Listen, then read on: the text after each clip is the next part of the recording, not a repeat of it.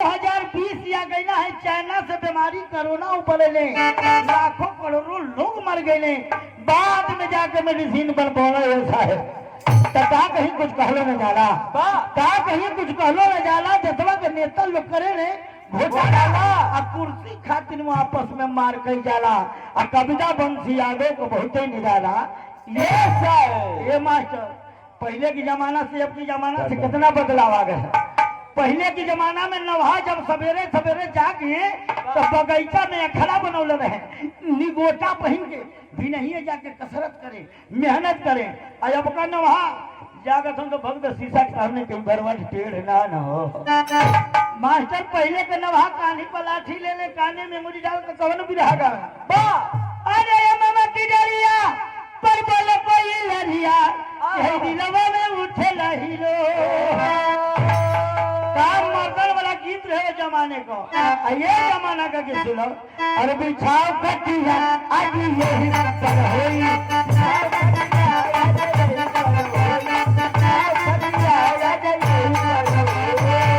का होई हमर तो पूछे में ना आवेला बारे हमार देश गाना सुने वाला बारे लेखक गायक बनाने वाला मास्टर साहब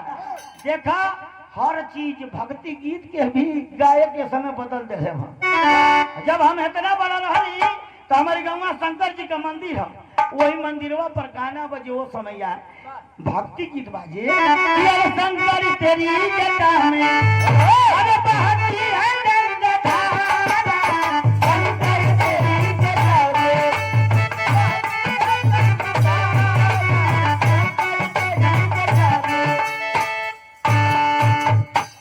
बाजे के शंकर तेरी जटा में बहती है गंगा धारा। वो समय का लेखक बहुत बढ़िया गीत लिखे आ गायक गावे। ये समय का गायक लेखक कैसे भक्ति गीत के धुनिये चेंज कर दिले एगो गायक गावत अब वही मंदिरवा पर हम सुनत हई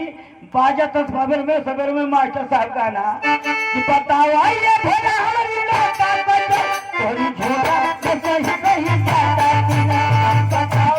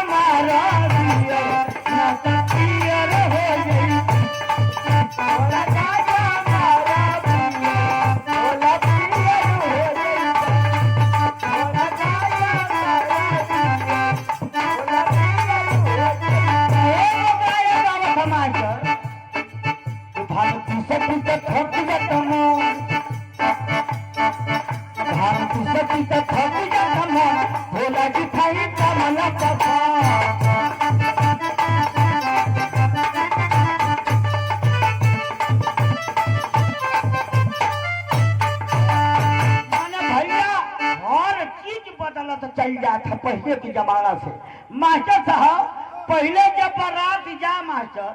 तो जनमासा दूर आता हचर के खा अब देखा कितना विकास का गल है देश जनमासा पहले दूर आता हचर के खा बराती टीके दूर आत अब वो से तनी बदलाव भर तो पंच खिचड़ी खवाई तक दोपहरिया में महफिल लगा के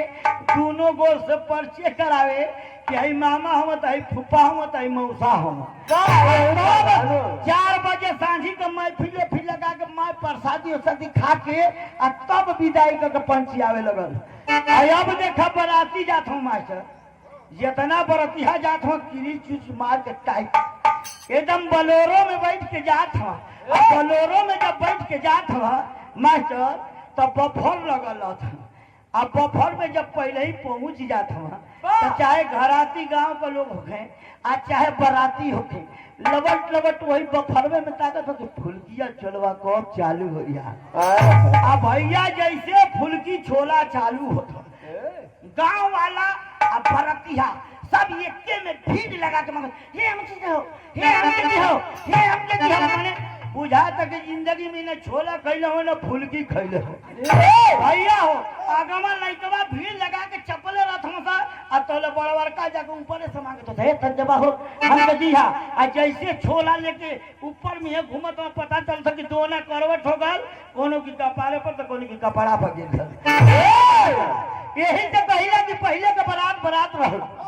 पहले के बारात रहल अब का बारात बुलाई ना और तिहन का इज्जत करे में घरतिया लाखों करत उठाएगा तो बाराती लेट करे घरे ही 9 बजे ले दुल्हा सजत बा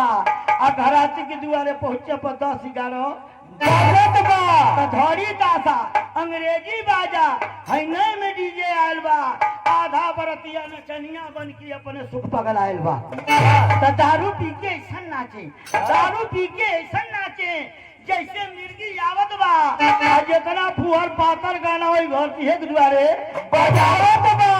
घराती कहे चला पानी पीला बंद करा गाजा बाजा अब बराती कहे कि नाचे दो पैसा लगल बा ज्यादा नाचे गावे बजावे में आधी रात पार हो गई अब वही परछन होते रहे तो बिचवे में मार हो गई तो मारे वाला मार पीट के बारात छोड़ के लम्बा भर और जुटल कपूर पुरनिया कैसो थर अब फिर से परछन चालू है दुल्हा धीरे धीरे चला ससुरारी गलिया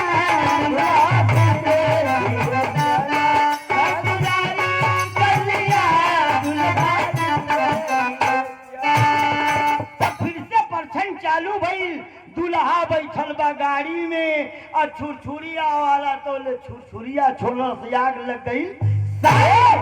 तो छुरछुरिया छोड़े वाला जाके छिप गई झाड़ी में